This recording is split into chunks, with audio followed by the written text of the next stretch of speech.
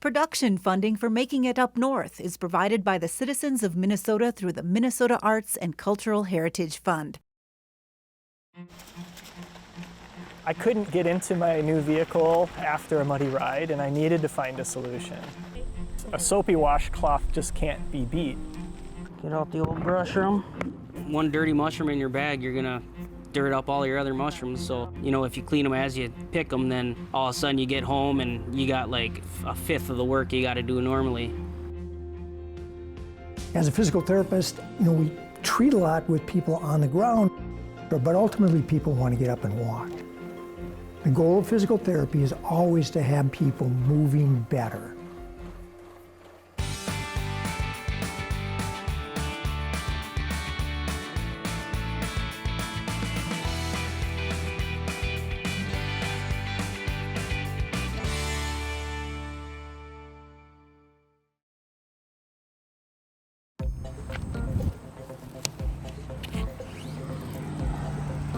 There you go. There you go.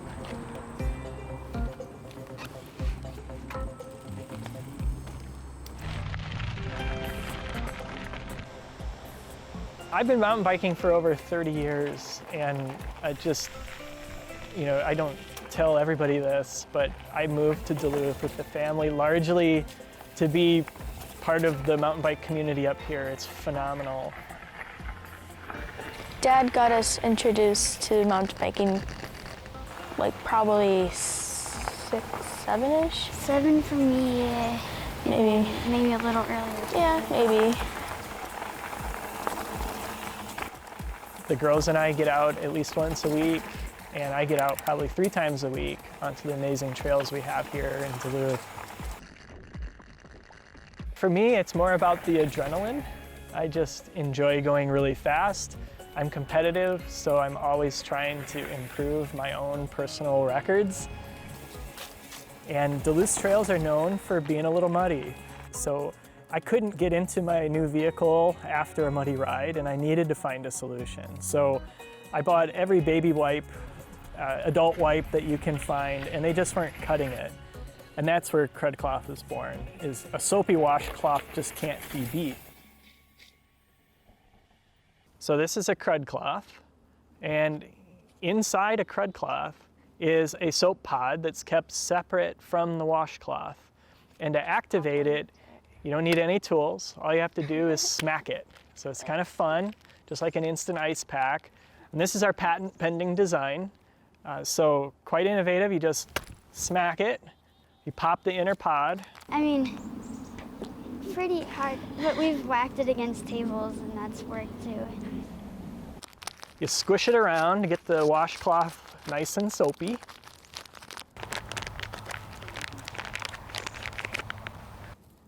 It's a full-size, 100% cotton washcloth.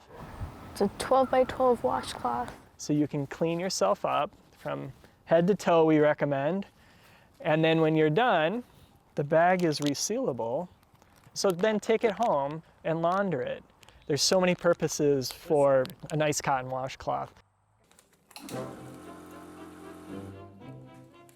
Like making a bunch of water balloons. Little soap and then water and essential oil. So it's just kind of like body wash, but like it doesn't leave a soapy residue. Yeah, we have a fairly simple assembly process that consists of making the bags ourselves, filling up the pods with our soapy water solution. We take all the care that we can to make sure that the pods are as sanitary as possible. It's making sure that the pods themselves don't have any bacteria in them. So we do a UV sterilization in a homemade tunnel that does an incredible job of making sure that those pods are shelf stable for a long time. And then assembling them through inserting a washcloth, putting in a pod, passing it off to my daughter, who then vacuum packs it. And then my other daughter will squeeze it flat, and that's also our quality control to make sure that the packs don't leak. Yeah, it's a well choreographed and oiled machine. We've got it down to a science. For the product that we had now, we had to dunk the washcloths in soapy water, and then squeeze them to wring them out until we have the right amount, and then fold them. We've probably got about 40 or 50 different iterations in the last couple of years. It took a lot of tries to find one that is pretty good. Like, we're probably not still like at the best, but hopefully that's coming soon. Yeah, I've got a fantastic work crew. They're kind of obligated to help me out. You know, I started this business not only because I think we have an amazing product, but because I want to give entrepreneurial experiences to my children. It's pretty special to have time with him and through a business, with our family business. What we were packing today actually is going to a bike shop in Boston. They are curating group rides where their customers are paying a small amount and getting a gift bag after the ride. So they've been a great customer for us. This is now their 5th order. Once we get an order, then we make them, and not just always have stock. But it's nice to have stock, too. I think our Crud Cloth's biggest challenge right now is getting the word out. We've had really good success working through new digital channels, including YouTube influencers. The Crud Cloth. And they've been happy to review it and giving us a huge audience. You know, I think we've got like 31 subscribers to our YouTube channel. Seth's Bike Hacks, over 1 million. So, you know, to get a platform of that magnitude has been tremendous for us. This one is lavender. Really, you just can't give up. Like, if it doesn't work out at first, you just have to kind of keep going at this. Try again. The Crud Cloth has come a long way through trial and error. It's a lot faster than it used to be. Like 1 or 2 Crud Cloths a minute to now, like 3 3 a or minute. yeah, 3. Well, you know, we're growing rapidly, and I don't think we've made it yet. Every week, we're advancing our operations, we're increasing our sales, we're reaching new markets. Let me just finish a few more, then I can cross it off my list of to-dos today. I think making it for us is where we can be a little bit more hands-off and feel like the business is sustainable through the momentum that it's achieved. But right now, it's a hard-fought.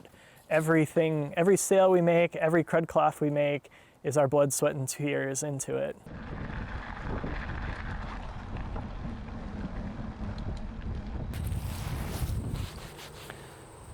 Dad carried it, Dad uses it first. Sure. Well, I'm a serial entrepreneur and I love starting businesses. So we're looking to get this business to a point that we can attract some partners and maybe sell the business so we can start our next thing. And the girls can be with me along the ride for that as well. Yeah. And it still keeps going.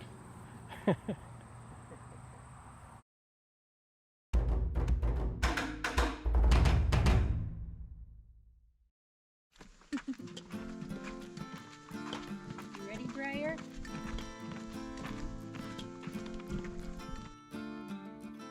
Oh, there they are. It might be a king. That's a scaly vase chanterelle. So this is a bolete. So that's a lobster mushroom right there. That's a good find. Yeah, he makes it fun. You know, it's something, a hobby, a family hobby that I never thought I would get into.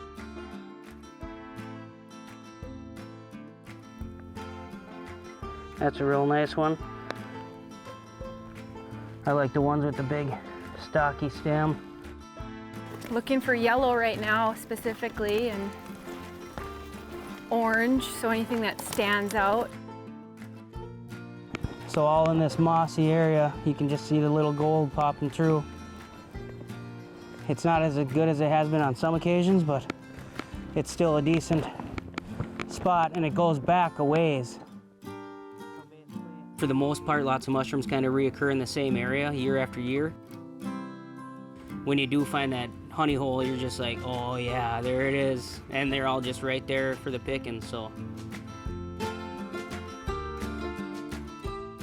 Chelsea's real good at mushroom hunting. She's found a lot of the first lobsters and first chanterelles and stuff like that.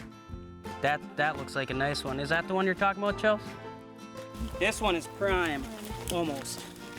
From the backside, looks real nice. Get out the old brush room. My name's Luke Durand. I got a little Etsy shop called Workshop to Woods. One dirty mushroom in your bag, you're gonna dirt up all your other mushrooms, so it might be a kind of a pain in the field and when you're all excited and you're on a patch of mushrooms, but you know, if you clean them as you pick them, then all of a sudden you get home and you got like a fifth of the work you gotta do normally.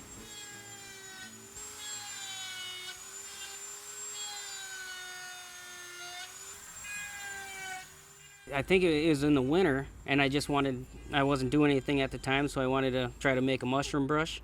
So I actually bought a couple different brushes, and when I got them in the mail, some were too long, and then I settled on a shaving cream brush, and then I shaped it to a mushroom shape, and then I dremeled it, and it actually looked really good.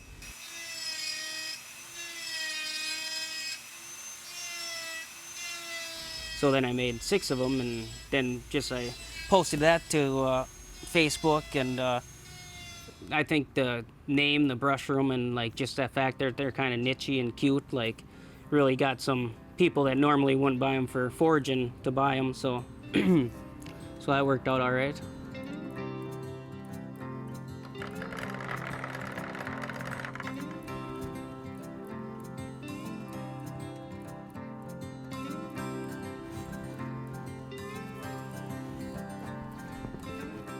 And I just printed off a bunch of decals at my place I work. I'm a graphic designer at Advanced Design, so the boss is nice enough to let me come in after hours and print off what I need. These are little mushroom scrolls. They're about 30 inches wide, 5 inches tall. So it gives a description of what the mushroom actually is, the habitat, when you might find it, and the lookalikes. There's thousands and thousands of species, and not all of them are edible, but those are the main ones.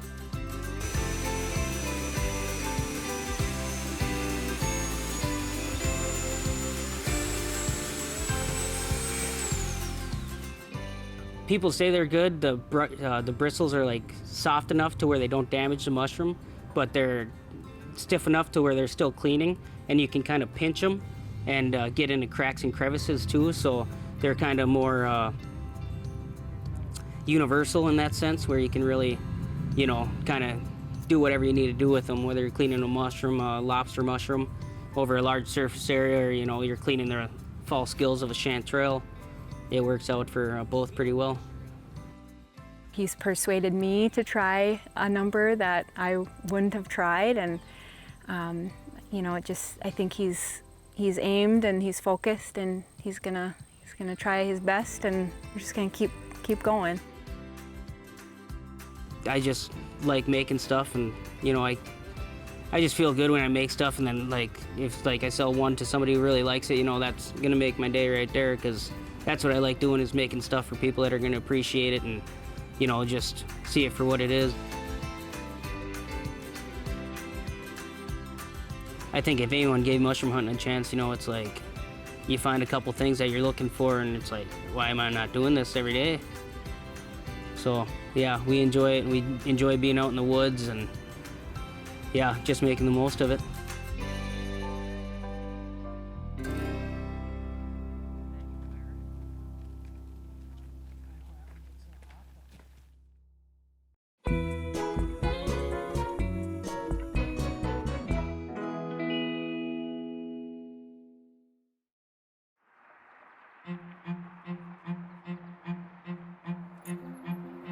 We had a client who had injured his neck in an industrial accident, and most things had come back really nicely, but he couldn't run. Body weight support was just coming out at the time. I had seen systems, couldn't afford them, and decided I'd rig up my own. So I took a boat winch.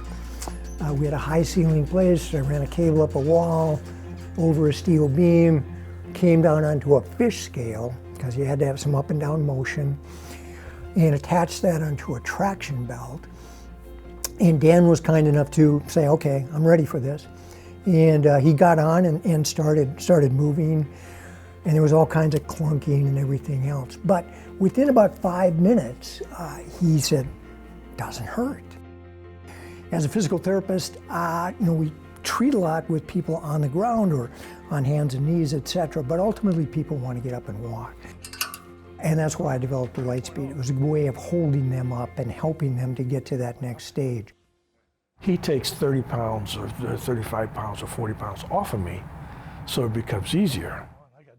The idea in my head was, how do we come up with a system that can fit within a normal physical therapy practice, work with existing equipment, because most people have treadmills, and be inexpensive. As someone's moving, there's an up and down motion, there's a rotation motion, there's a side-to-side motion, and you don't want to block that. So to get this as normal as possible, that was the whole goal. We're changing fundamentally the way that we think about movement, about training, rehabilitation. We're bringing it back to the center and saying, let's rethink how we're doing this. This could help people, even if they're not injured, they could run faster, farther. With that light bulb in my head, it became more important to have a system that was efficient and comfortable to use. Because the systems that were there were designed for someone that had had a full-out stroke or was paralyzed. And we needed something that would be comfortable and portable. It was not my intention to develop this. I wanted to have it available. I went to trade shows, looked at trade journals, tried out a couple of other systems, but nothing was really there. I knew that it had to lift from the hip, because that's where the center of motion is. And once I saw that there was a paradigm switch, I saw a friend's trampoline with a cage on it and went, oh yeah, that's how we can make this fit around a treadmill. All along the way, really saying, if somebody comes up with a better design, I'm happy to step aside, but this is the best design that's on the market for the majority of people. And so forward we go. Phil is a man I've known for a long time. He's a personal trainer himself and helps people move. He's been dealing with a very sore knee for years now, 20 years or so. And as a result, he gained weight, lost mobility, lost some of his zest. He's a man who's exercised all his life. Even after his knee replacement, he was still having trouble. He still had a significant hitch in his giddy-up, so to speak. He's been fun to work with because I can't push him hard enough. Walking with the straps on, I can walk fast. My goal is to be able to be functional, that I really don't need the Lightspeed. That I got my posture back, I can walk better, my balance has got better, because as we get older, we start losing those things. I've walked on my own now, not really fast, but faster than I did before because of this. Everything that in the Lightspeed system was designed in Duluth by a local engineer, Mike Burgess, with fence deck design. It's manufactured by Hydro Solutions, a company up by the airport there. They do great work for us. 90% of the sewing is done in the Lincoln Park district by JC Sewing, who works out of the Frost River building. She's a magician and has really helped us out. Huge local, and it's allowed me to be nimble on this. If I was trying to work this even out of Minneapolis, it'd be so much more awkward, but there's tremendous talent in Duluth. Bud has been tremendous at opening doors and getting more people to see. We brought in elite athletes. We have a base awareness of the product in this country in college athletics, in elite athletes, and in some rehab centers that it's a great product. Works, it's cost effective, and it's efficient to use. University of Oregon just purchased 3 of them to put in their newly remodeled Hayward Field, custom painted, colored, so it will get used by athletes from around the world, the best in the world. I went into physical therapy to help people move better. I had the honor of doing that with many people in the Duluth Superior community over the years. This is a project that I've got to see through to get it to the next level where it is used by more people around the country and around the world. I'm a marathon man myself, and that's what I've signed up for.